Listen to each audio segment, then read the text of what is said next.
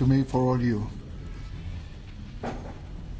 First of all, I come from a country where the Argentinian Acupuncture Society was founded in 1954, 4 years later than Chinese reborn of, and in 60 years we cannot make that acupuncture practice still a medical practice in Argentina. So we are struggling for looking for evidence in Occident to have some support.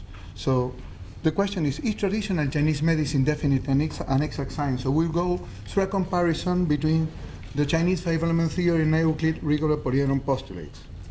As you know very well, Euclid was a virtuous man who made key contribution to exact science. His posthumous work, the element, is an example of an axiomatic-deductive system and comparable in diffusion to the Bible and the Quixote. According to Proclus, Euclid fascinated with the five regular polyhedrons origin, which brilliantly explained in his 13th book, the last one of his formidable work.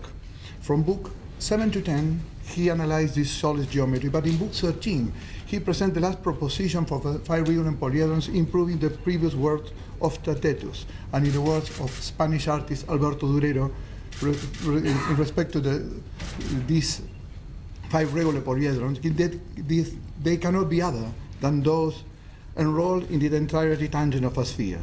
So Euclid gave to mathematics a perfect example of a fundamental theorem of classification, mostly in the splendor of his last proposition, where he stated to build the five regular polyhedrons origin inscribed in the same sphere and compare the edge with the resultant figure. So by a sequential definition of the tetrahedron, the cube, the octahedron, the icosahedron, and the dodecahedron, he was successively obtaining the corresponding figures of each solid with singular geometrical genius. He introduced his famous diagram, showing step by step each of the above propositions, so that he could be able to conclude that although geometry has ruled that there are infinitely many polygons, the number of regular polyhedrons is 5, neither more nor less. So he managed to form the faces of these five-dimensional solids, and in a wonderful demonstration, he concluded that now, apart from the above figures, no other containing equilateral or equiangular edge could be built. So, in the words of Dunham, Euclid shown us that no logical argument can produce more of these remarkable figures, leaving a document mathematically unbeaten for more than 2,000 years. So, Euclid, with his elements, recognized that through the conformation of the five-dimensional solid, God traced the map of the universe. And in the same way, through quantum physics, Garnier Mallet, in his splitting of time, demonstrated that the innermost of our atomic framework results from structural synthesis of celestial macrophysics architecture. And this was very well known by Johannes Kepler, who studied in detail Euclid's postulate, designing the stellated polyhedrons and setting cosmic patterns of planetary movement. We will not get into Kepler's law, but we know that through his polyhedric cosmology, Kepler led us to space age, setting the background and the development of astrophysics. In the same way, Chinese five-element theory explained the causes and effects of its principles through an interplay of the elements in a conception frame, like Euclid in a fundamental theorem of classification. So we will establish a meeting between the Greek thought and the Eastern philosophical worldview, quoting Plato's Timaeus and looking for further matches. This is Euclid background. No? I took some phrases. When God began to order the universe, first shaped the fire, the water, the earth, and the air. And it's beyond my doubt, he said, that all these elements are bodies, so have corporeal form, so also have depth. And there is an area surrounding that depth, which each side consists of triangles, each one with its right angle and others acute. So in some way, Plato presented a sequential order of creation, saying that the solid figure of the pyramid of the tetrahedron is the element and germ of fire, and the second in order is the octahedron, and they represent the air, and the third is the icosahedron, and is the water, and finally he attributed to the earth a cubic form because of its most solid foundation. And he finally said that we must therefore strive to compose the four kind of bodies of extraordinary beauty and say that we have grasped its nature. What we was talking, Dr. Jeddas, no? That is typical of our Western way of thinking to consider impossible to understand acupuncture principle following a logical sort, for having a tendency to minimize by simple, by empirical, by metaphorical, by allegorical, the essential concept of traditional Chinese medicine, of a civilization with more than 5,000 years that was responsible of creating the walled cities, the gunpowder, the compass, the use of the oil as fuel, the decimal, the printing, and the writing system. No? So Chinese philosophy matured with particular cosmological essential laws that you know very well, the yin-yang theory and the five-element theory. In one of the words of the living founder of acupuncture, Argentina Acupuncture Society, man, is a macrocosm subject to laws of macrocosms, which depend on the action of two essential, opposing, and complementary forces, and all what you read there, which together only a bipolar condition of a primary cosmic energy called Ki. So he finished in the same way that Gani Malet. Both cosmic events, as our environment, as well as our molecular structure, should be built under this polarity game between two main forces, the yin and the yang, the antithetical synthesis that explains everything that exists. In their book, Dr. Cobo Romana and Barruiz noted that this qualitative distinction interacts between several complementary principles: the contradiction of all existing phenomena, the interdependence between competing situations, the growth and the decline that reveals a permanent change, and the intertransformation as the ability to mutate an aspect of the same thing in its opposite. And these are not only mere metaphorical speculations. It could be formal, precise, and exact confirmations, geometrical confirmation of this sequential element intertransformation, at least made by Piero della Francesca in the 15th century. So Chinese five-element theory is not only an homonymous of Euclid book, it could be drawn more than 2,000 years ago and subject to a taxonomic methodology.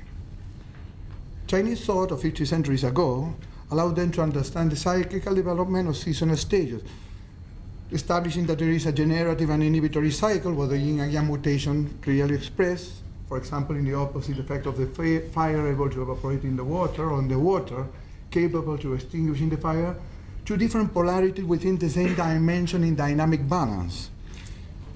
The decline of yin and the rise of yang result in the dawn of spring, mostly in relation to a botanical development of a moment or movement that represents that cycle, that is the wood.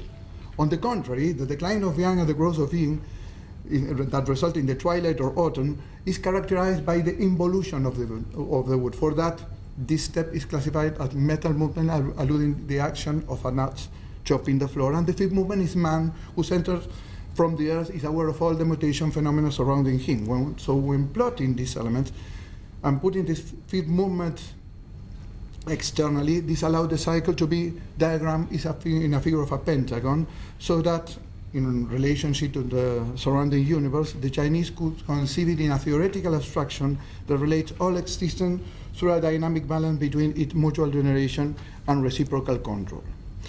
So that keen observation of natural cosmic telluric phenomena enabled the Chinese to relate the five elements with the yin-yang intertransformation in a peculiar way to optimize their critical experience. And again, that intertransformation we can be seen even within the same polyhedron. And it happens in acupuncture, of course, that ever-changing interplay of the elements could be seen even within the same meridian in the five antixu points, as to include in themselves the quoted parameters of this old theory in the pathophysiological dynamic that each channel can experience by itself or in relationship to others. So perhaps the yin-yang theory, it seems more like what Doctor said about the growth and the decline, more like a pendulum intermittent swing than the inactive or static condition of the plant. That breakdown of this delicate balance is the foundation of any pathological process within traditional Chinese medicine. 2 hours in the yin, 2 hours in the yang. And what do you think Occident about the concept of equilibrium? He said that defined as a principle referred to a static subject to a number of forces that counteract or nullify to each other. That reminds me the idea of conflict. Natural antagonistic action due to neutralize the opposing party that defines something opposed to an interaction. On the contrary, the balance is a reaction to movement and exists, for example, and by definition, when two reversible processes occur simultaneously, as in the matter changes of states. That reminds me the idea of coordination. the precise and controlled responses that allow the movement synchrony. That is very similar to the harmony and biologically to the homeostasis. So intertransformation of the elements is an eternal render sequence with such a perennial continuity that brings a quality of impermanence to that pure definition of an element by itself. For that reason, is also known as moment or movement, and that notion of motion graphic that constant metamorphosis to which each element is subjected. So I went back to Occident and looked for that part of the physics that is doomed to study the movement, that is kinetics. And the kinetic theory of gases, we see a perfect example of the changes of states of elements like in traditional Chinese medicine. And of course, in both the generative and inhibitory cycles, we have synthetically the same nature of changes shown in the molecular kinetic theory or in the matter changes of states.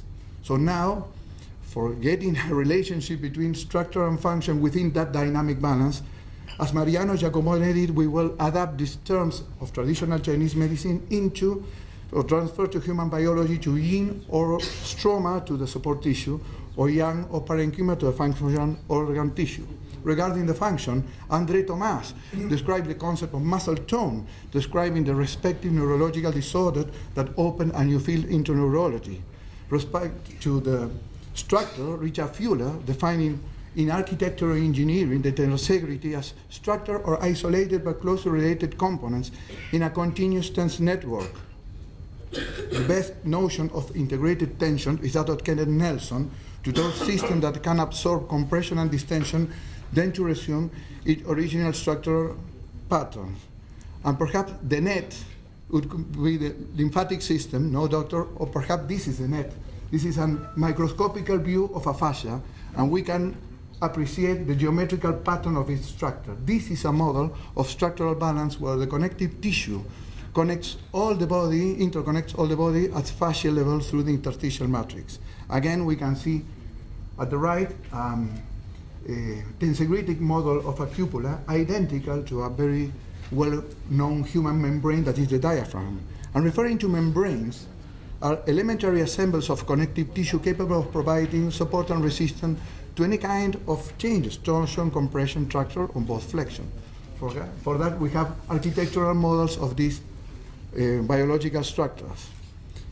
And this membrane function of this fascial network can lead to adapt that term of muscle tone into that of cellular tone, thus introducing another concept derived from kinetic, that is the mechanical transduction of living tissue, that is a property to withstand constant tension on the cytoskeleton filaments.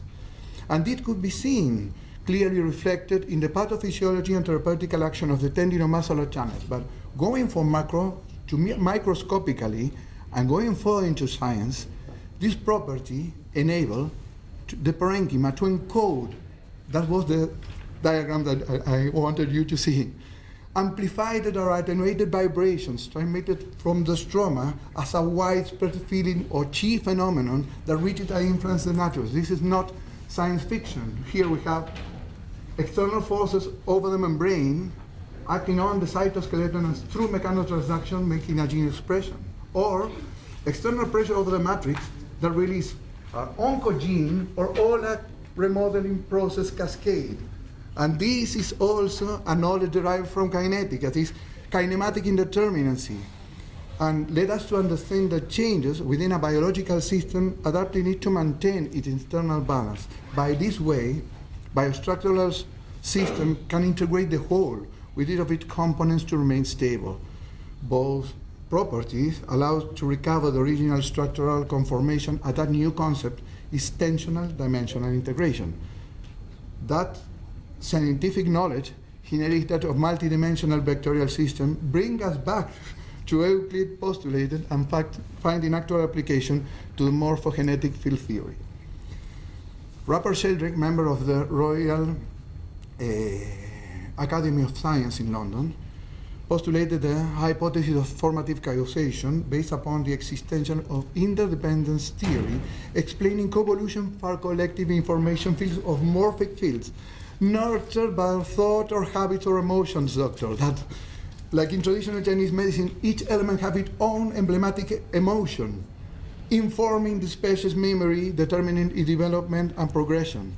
So again, not even each energetical level in acupuncture, each meridian have its own dynamic, balance through the specific wave quality of resonance that be throughout the channel. So quantumorphic fields describe the dynamic balance between the biological information encoded in cells and the geometry that results in the development of that organism. So in the same words of Sheldrick, morphogenetic structure summons a conceptual balance between the ancient Oriental wisdom and the sacred geometry as a mathematical support of its own reality. In some way, the man related both knowledge in causative agents in the development and maintenance of biological forms. This is the response of one of the Pam Smart, one of the Sheldrick researchers that responded to me some days before coming here. So following this line of thought, we can analyze the dynamic balance through three Capra criteria of life: organizational patterns as configurative forms and order, structure as physical embodiment of substance or matter, or vital process by itself. So now we can understand that rendition coined by Madame Blavatsky, geometry is the fifth key that allows life interpretation. Regarding the presented polyhedrons, and considering, for example, the wood, we can note that the tetrahedron have an identical structure to the carbon atom, and the same polyhedron is related to the next element generated by it, that is the fire. To consider appropriate that correlation, it would be enough to consider the coal as a universal biological fuel used by humans for millennia. And look for, regarding the metal, the inorganic chemistry placed the hydrogen at the top of the metal alkaline rho.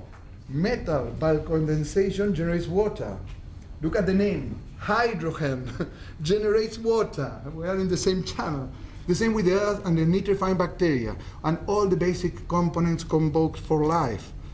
So both molecular kinetic theory, described in 1827 by Robert Brown, and the kinetic theory of matter, described in 1875 by James Clerk Maxwell, as the laws of Dalton, Charles, Boyle, Marriott, van der Waals, all the theories could explain the changes of states, like in traditional Chinese medicine: generation, contradiction, interdependence, and intertransformation. So that is Euclidean proof that only and not more than 5 regular polyhedrons could be extrapolated in Occident, not here, we don't need it, in Occident, to give fundamental of the Chinese medical principles. No, that are the correspondence between climate and seasons, cardinal points and colors, tastes, mood and foods, emotion, expression, senses and sound, organ and viscous. All that taxonomy is based upon a fundamental theorem of classification, and that enables us to understand that dynamic balance through organizational structure, physiology, pathology, behavior, and consequent energy patterns. It's very curious that identical paradigm was used at the beginning of both medicine. Both Empedocles of Argicento, almost contemporary with Sugen in universal history, interpreted the changes of matter in nature and man through the analysis of these essential elements. Perhaps this could help that Western view of only treating the disease in order to relieve the patient to that Oriental side of taking into account all the overall energy imbalance to help the patient to overcome his disease.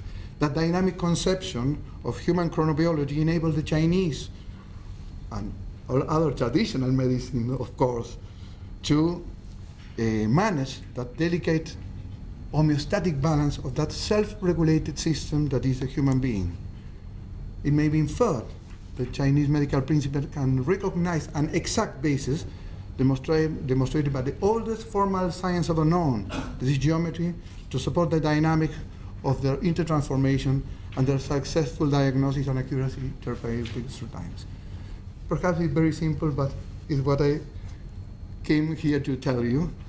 And for my friend that present the Qigong treatment from Egypt, here you have this man with an aplastic anemia due to drugs.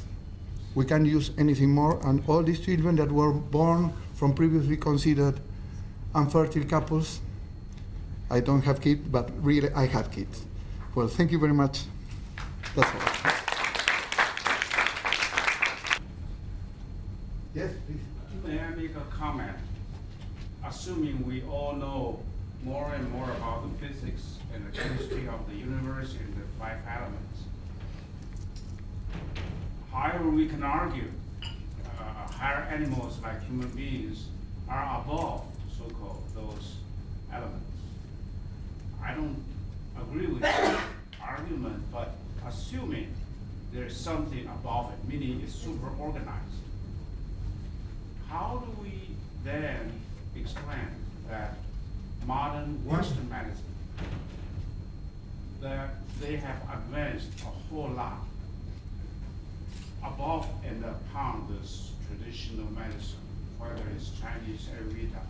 Then we're challenging all of the modern science in terms of also science and technology and 5 elements. So there's a little bit of contradiction here. That is, we say the ancient science are good, but the modern ones are not. So how do we reconcile this apparent conflict? Perhaps, I don't know if you agree with me. Occident have the tendency to separate what they consider useful of that traditional medicines in order to put at their service, just separate from the whole what is useful or convenient for use a modern medicine. That answers something to you, perhaps. No? I don't have the response. Sure. You know that I don't have it. I'm not kidding you. But Sure. I understand. I try to understand that. Yeah. Perhaps I'm not right, but it's different. Dr. Gerard, that continuously is Exactly. making interaction with, I don't know, I was overwhelmed with, I don't know how many universities of China and Orient, and that, yes, is a real development. That is right. That is really using the technological improvement very well sponsored, very well, how do you say, proctorized by China. And that's really, that ensure us, guarantee us that the principles are kept alive.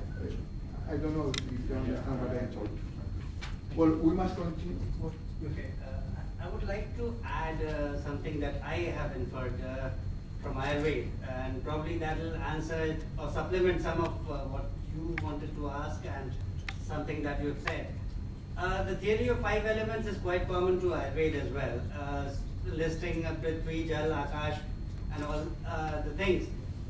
If we look at it beyond kinetics into thermodynamics and get back to physics with Einstein as matter and energy being interchangeable, probably that goes on to explain a step further the difference between living and non-living as a certain threshold of energy driving life, and when it goes subcritical, you go dead. But until that point, the takeover from anabolism to catabolism with the process of aging and the differential basal metabolic rate of each and every individual in this universe is probably that explains the entire transformation of physical attributes to energy, living and dead, and everything. Today, for being a good professional specialist in Occident, each 5 years, you have to give an accreditation. And here you have, with your medicine, of course, the same traditional medicine, principles that are eternal. So, must be, Occident must think what happens with that. For that, I presume that it would have an exact basis or something like that. But it's something that is perennial, that keep over ages. Well, I have the double role that now I'm chairman, and we must continue with the next talk.